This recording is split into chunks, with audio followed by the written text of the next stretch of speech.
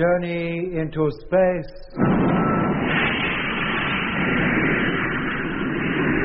The BBC presents Jet Morgan in The World in Peril.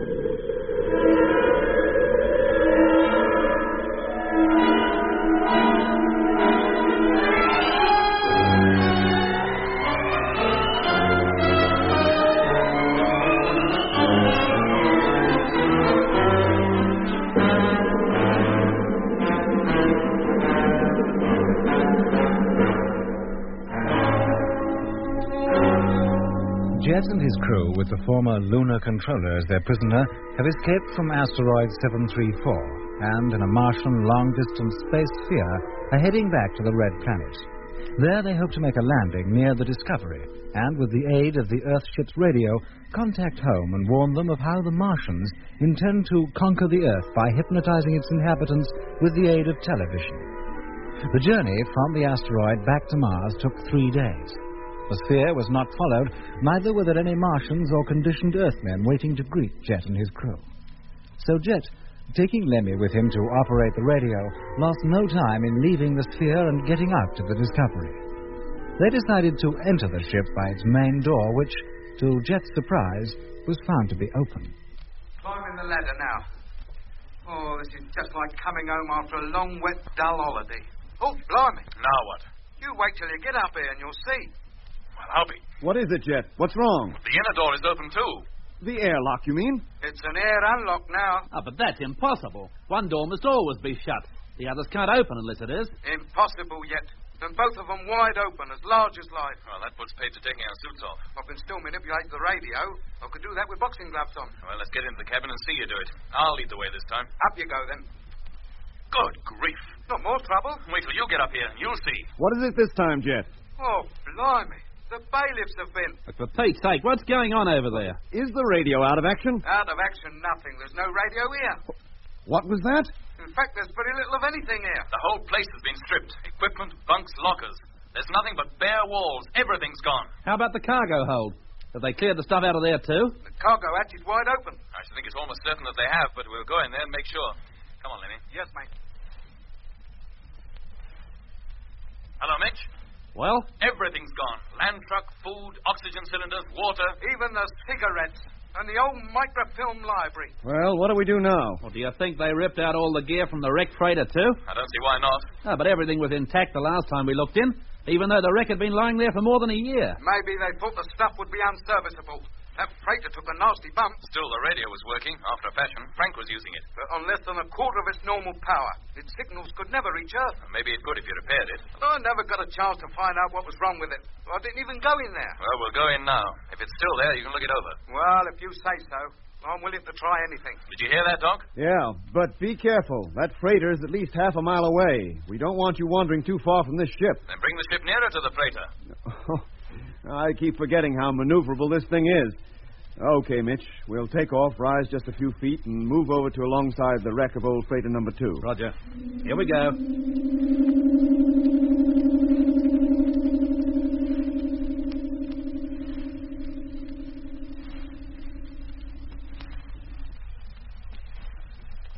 Hello, Doc. Hearing you. What's the news? Has the gear been taken out of there as well? Some of it, about 50%. Oh. Well, what have they left behind? The faulty stuff, mostly. Anything that has even the most superficial damage, they haven't bothered with. Particular, aren't they? How about the radio? Is that there? Yes, and Lemmy's working on it now.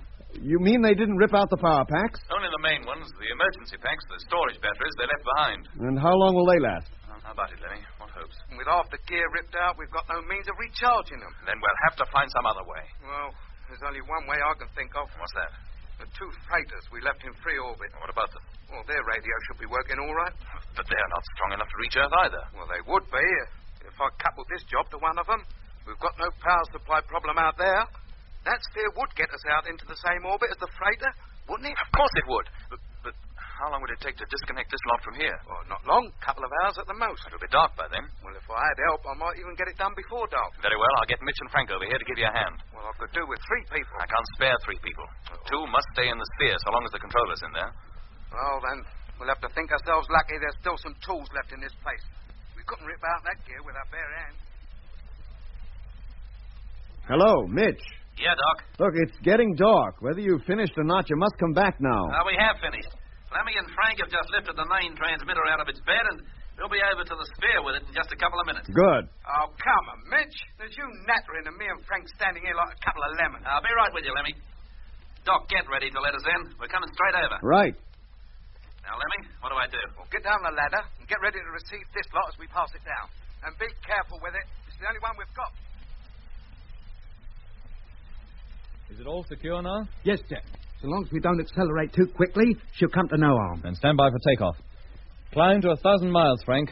That's the height the freighter should be. Climbing. As soon as we find them, we'll match their orbital speeds, draw up alongside, and enter number 1. I'll need plenty of gear from number 2 as well. We can transfer that while you're reassembling the transmitter.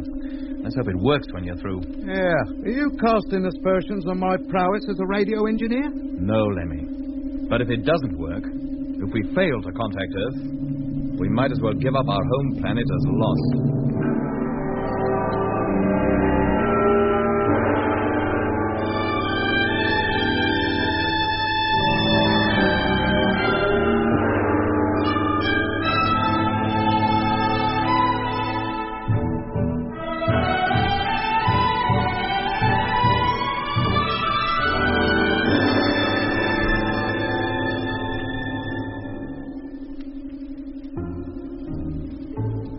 Slowly, the great sphere rose from the Mare Australis into the deep mauve evening sky. From there, we took what was to be our final look at the Discovery. For that was the last we ever saw of her. An empty hulk, completely stripped of all the electronic and mechanical gear that had taken men down on Earth years to design and months to install. Our course was a spiral one. As we rose, we also encircled the planet, gradually gathering momentum which would eventually place us in free orbit round Mars. We had been traveling about half an hour, and were over the sunlit side of the planet, which slowly but surely rotated below us, when Mitch, who was at the sphere's main televiewer, sighted the 2 freighters. There they are, look. Just a couple of dots on the screen, hanging over the planet's limb. That's them, all right. Yeah, we're overtaking them pretty rapidly, too. I hope we won't overshoot. Oh, don't worry, there's little chance of that. I reckon we should reach them in about 15 minutes. Line them up on the center of the screen. We'll fly to them with the aid of the automatic navigation unit. Okay, lining up now. Coming into center.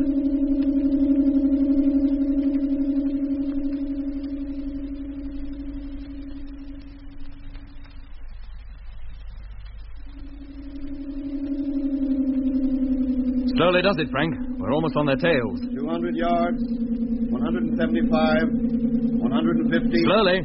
125. Dead slow. 115. Stand by to cut motive power. 110. 105. 100. Close enough. Well, we made it. Now what?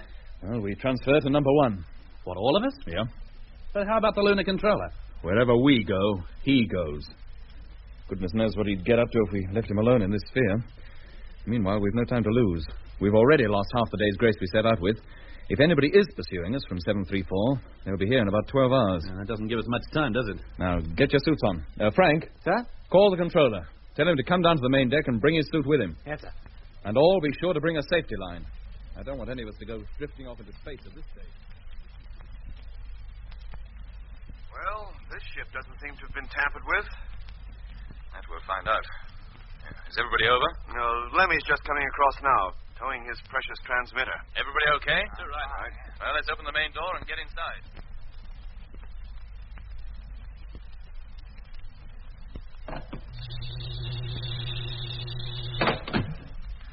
Well, so far, so good. Everything is just as we left it. Nobody's been in here. Frank, Mitch, put the gear you brought down there. Right. Then go across to number 2 and bring over anything that Lemmy might need. Right. And I'll certainly need plenty. The spare power packs in particular. Bring those first, will you, fellas? Right, Lemmy. How about me? You stay here with us. I could help transfer equipment, too. I know my way about these freighters as well as you do. Thanks for the offer, but we'd rather you stay here.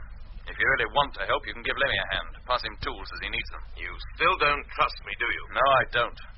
And I don't intend to let you out of my sight at any time. Very well. If that's the way you want it. I do.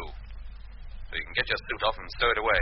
You won't be needing it again for some hours. And hurry up, mate. I'm ready to start. You stay here, will you, Doc? Keep a general eye on things. Well, where are you going? Go into the holds to inspect the ship. Switch on the televiewer and check that Frank and Mitch are okay. Right. Then have them transfer all remaining equipment from the other freighter to this, including food and fuel. Well, what's the idea of that? This freighter may be our only means of getting back to Earth. So we might as well have it well stocked. Right. I'll get the televiewer on as soon as I have my suit off. And switch in the intercom in case I want to talk to you from down below. Okay.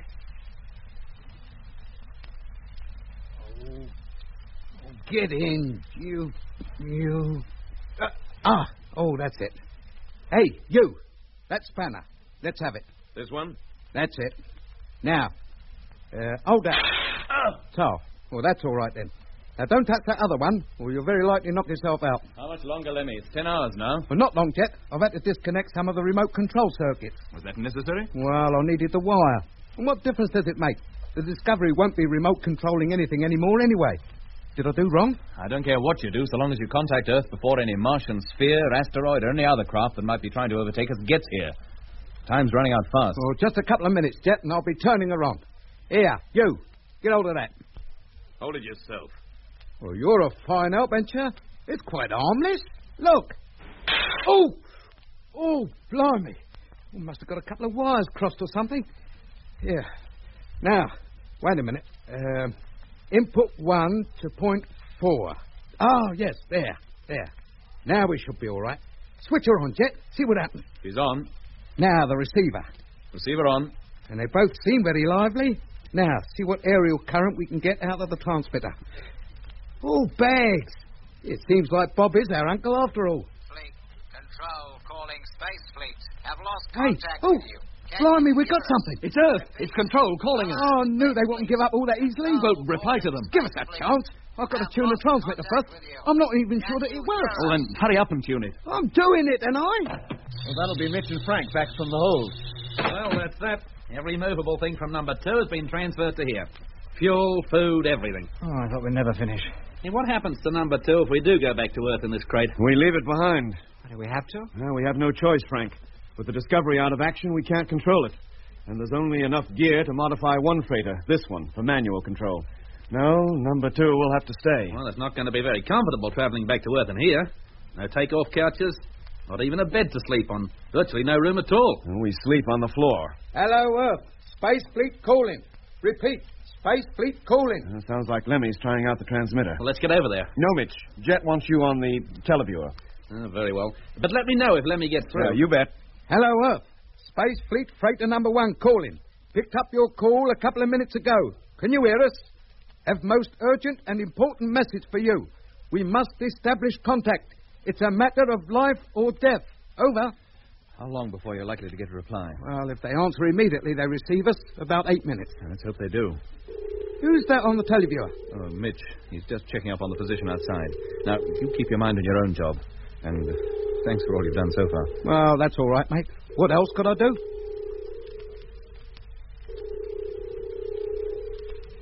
What the... Hey, Jet, come and look at this. Coming. What is it? Look, there on the screen. See that group of stars? That cluster, you mean? Yeah. What about it? Well, 10 minutes ago, it was just a sort of hazy patch, but now it's resolving into separate star-like bodies.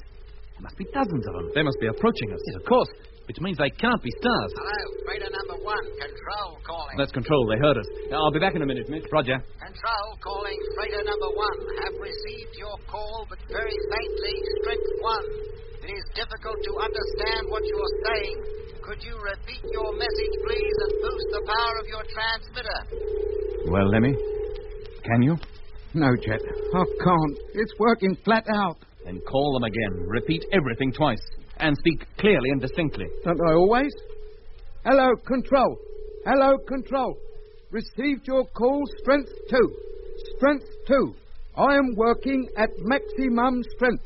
Repeat, maximum strength.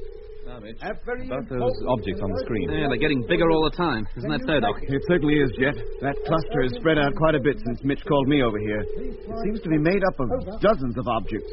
The screen shows them merely as pinpoints. Well, that proves little. It shows the stars in the same way. Well, whatever they are, they're lying astern and heading in this direction. Yeah, could be our pursuers. Maybe a whole fleet of spheres similar to the one we escaped in. There's only one person who'd know for sure. The lunar controller. Yeah, hang on a moment. I'll bring him over.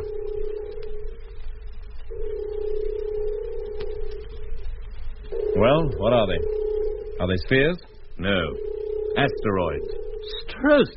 But there must be hundreds of them. There are hundreds of them. That's the Martian invasion fleet. And it's on its way at last. On its way to invade the Earth.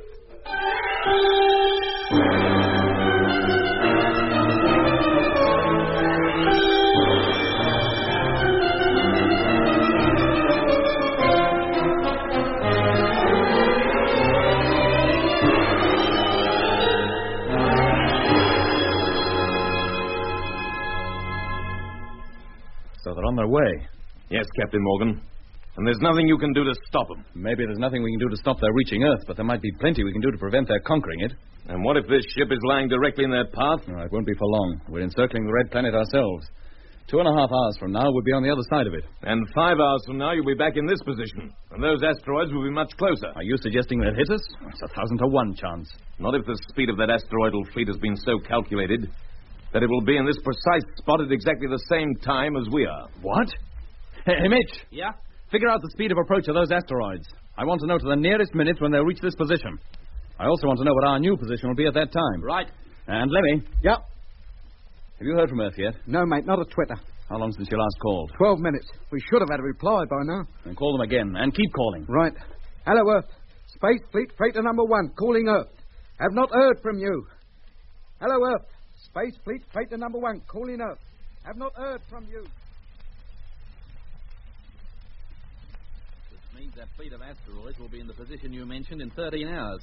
But by then, we would have encircled the planet 3 times. And how close to the Martian fleet will we be? Slap in the middle of it.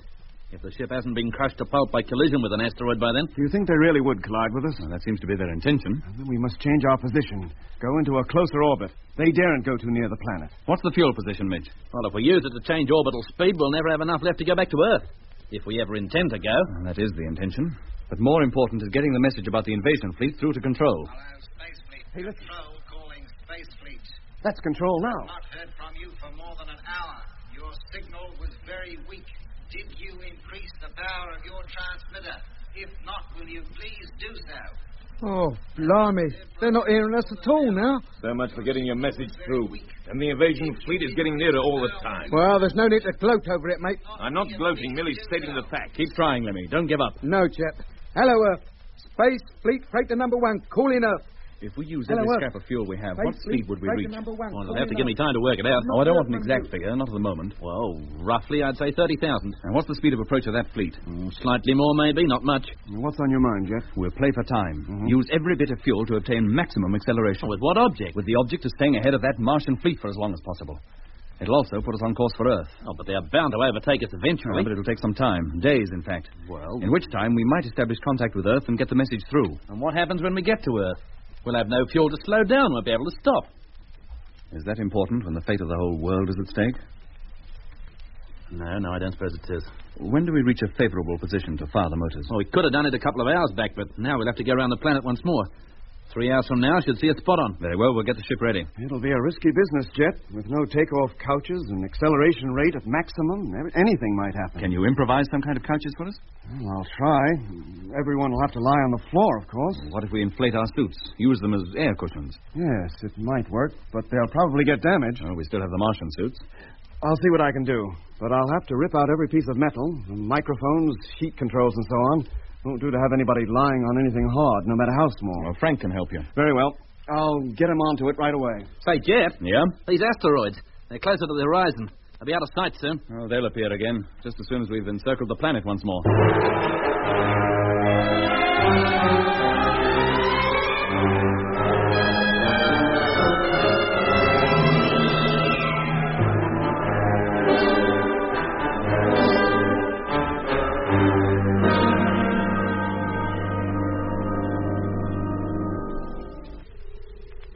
Here they are, just appearing over the limb now. Yeah, they look a lot bigger this time. Well, they should. They're a lot closer. Well, if you're still determined to make this final dash for Earth, I'd better carry out the routine checks on the motors. Okay, Jet. The couches are ready. Will they be effective? I hope so. But this will be the most uncomfortable time we've ever spent. I only hope we're doing the right thing. We're doing the only thing left to us.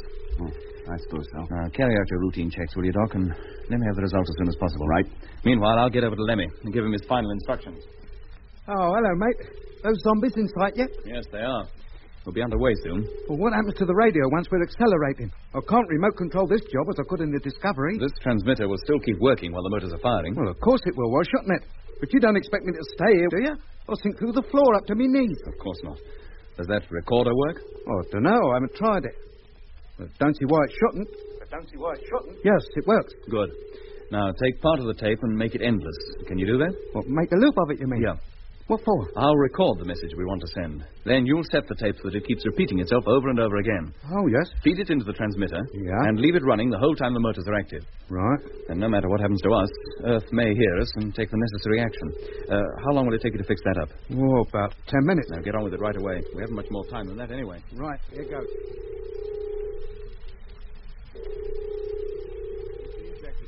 Everything okay? Yes, for me too. Very well, gentlemen. Get onto your couches. Couches, he calls them. A park bench will be more comfortable. Is the radio fixed, Lemmy? Of course. That message is being pumped out at 2-minute intervals. It'll keep going until we switch it off. Or until the ship blows up. Well, if you'll all lie down, I'll come round and see that you're all comfortable. Do we get a bedtime story? Midge? Yeah? You'll stay by controls until the motors have been fired. How about you? I'll stay by the televiewer. As soon as our position is favorable, I'll give you the order to fire the motor. Then you get to your couch as quickly as you can. Roger.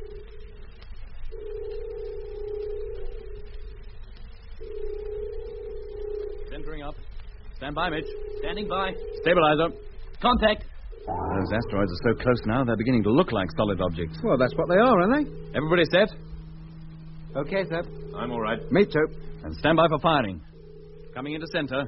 0.9 degrees. Well, let's hope we can reach sufficient speed to keep ahead of them. 0.8 degrees. Well, if we do, at least we'll get a look at the Earth again, even if it's only to wave to it as we go by. 0.7 degrees. Now, they must be able to overtake us. As soon as they see us trying to get away from them, that's just what they'll do. 0.6 degrees. And we'll be completely hopeless then. 0.5. Don't talk so much, Lemmy. In no better position than a mouse the cat's playing with. 0.4. And don't move. Lie flat and keep still. Oh, just getting comfy, that's all. 0.3. 0.2. 0.1. Contact! We're off. Lie down, Jet. Quick, while you've still got the chance. I'm okay. How about you, Mitch? I made it, Jet. Don't worry. Oh, thank goodness I don't have to get up again to turn the motor off. Just let her burn herself out down to the last drop. Of blood. What was that, Lemmy? Oh, nothing, Jet. Just talking to myself. Pressure's increasing. You're telling me I can't move? You don't have to. Oh, Mother, it's getting painful. Save your breath. Oh, it's agony. Oh, it's like there's an elephant sitting on my chest. We've got a long way to go yet. A long way. Oh, don't remind me.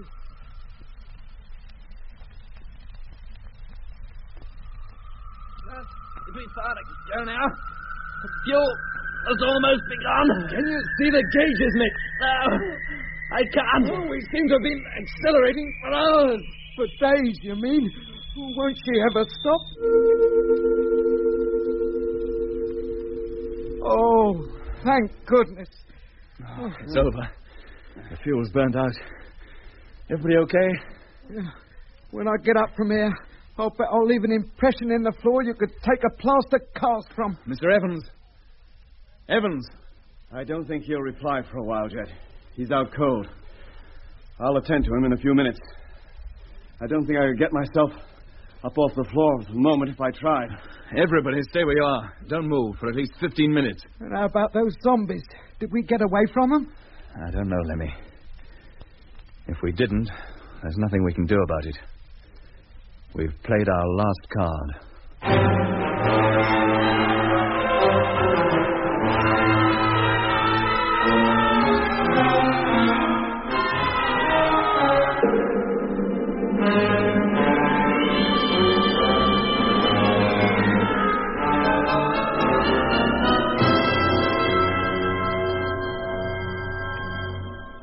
I think we've lain here long enough. How about it, Doc? You seem to be moving around without any trouble. Okay, but take it easy. Get up slowly. Mitch, if you feel well enough, check the motor and our speed. Righto. Let me get the radio. Turn off that recorder and try to pick up Earth on the receiver. Yes, mate. Oh, Anything wrong? Oh, I just feel giddy, that's all. I only hope what we went through was worth it. That we'll find out when you get hold of Earth. Yes, mate. Right away, mate. Frank, get the televiewer. I'll be over there in just a moment. Yes, sir. Now, Doc, how about the controller? We may need his help before long. Well, I'll do my best. He should come around soon. There's nothing seriously wrong with him that I can see. Hello, Space Fleet. Control calling Space Fleet. Shit, I've got him. Control calling freighter number 1. Did they get our transmission? Repeat, control I don't know, mate. Calling freighter number 1. We still have not heard from you. Oh, Repeat, no. We have not heard from you. Please increase your signal strength. Increase your signal strength. But I can't increase it. What do you want me to do? Burn out the transmitter altogether? All right, Lemmy, try again. But what's the point? At every point. Each hour brings us a little nearer to Earth. And with it, a better chance of establishing contact. We must establish contact. Yes, mate. I'm sorry if I blew me top, but I don't feel so good. I've got a shocking headache, like I've been run over by a steamroller. We all feel the same way. But we've got to carry on. Yeah. Well, I'll be better later, I expect. Hello, Earth. Space Fleet, freighter number 1, calling Earth. Receiving you, strength 2. Well, that's about the quickest Repeat, inspection strength I ever did. Well, We used up every scrap of fuel. We're adrift now with absolutely no control over the ship. You'll just keep going forever. that's no more than we expected. How about course? We're heading in the right direction, but going too fast. We'll reach a point on the Earth's orbit, all right, but 2 or 3 weeks before the Earth gets there. Unless we can slow down. What with? Well, that's what I said. We just go flitting around the solar system forever. We've sacrificed ourselves to certain death, with a ship adrift in space for our tomb. All hope isn't gone yet, Mitch. What hope is there? If we can save the Earth, maybe the Earth can save us. Why, has Lemmy contacted them? No, but he will. I know he will. But before that Martian fleet overtakes us, and will it overtake I us? was about to find out. You better come over to the teleview and see for yourself.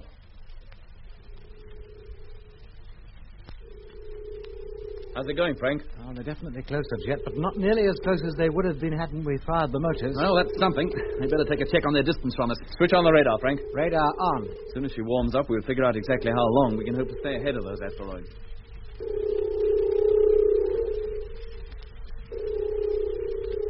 Well, according to my calculations, it'll be a week before they overtake us. By that time, we shall be 5 million miles nearer to Earth. My calculations agree with Mitch's. We've little over 7 days in which to establish contact with Control. Well, don't look at me. Can I help it if Control don't hear us? I'm doing my best. We all realize that, Lemmy, and it's thanks to you we've got this far. Now at least we have a chance to contact Earth. Jet! Hello, what's up with Frank? Come over here quickly. What's the trouble? Oh, those asteroids, they've increased speed. What? Yes, sir. They're closing in on us very rapidly. Must have increased their speed by at least 25%. Check it for yourself. There's no need to.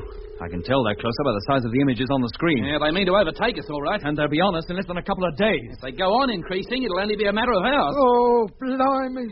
Hello, Earth. Space Fleet calling Earth. Can you hear me? A most important and urgent message for you. If you love me, answer me call. Please answer me call.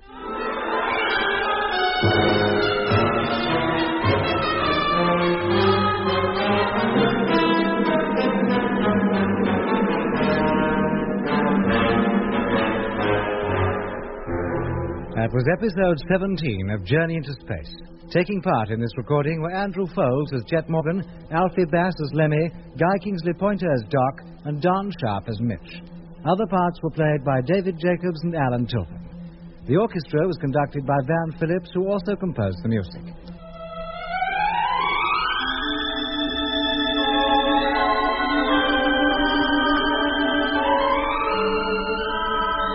Journey into Space was written and produced for the BBC by Charles Chilton.